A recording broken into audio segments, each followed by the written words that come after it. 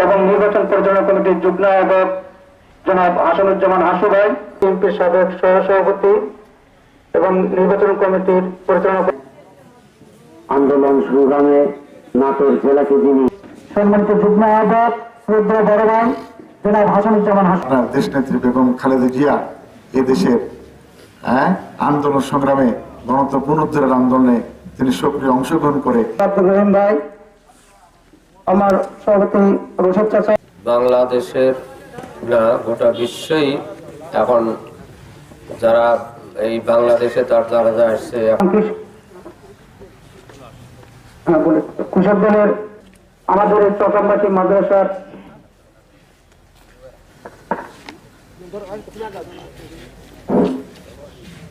দেশের জন্য, এই দেশের মানুষের জন্য তার স্বামীকে তিনি হারিয়েছেন।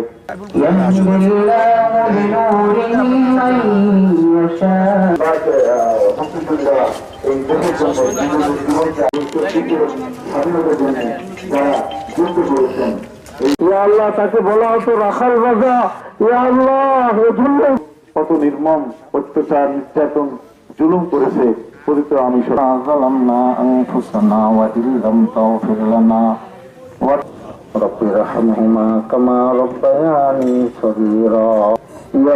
আমরা হাত তুলেছি, আমাদের জীবনের গুনার কোনো অভাব নাই আল্লাহ।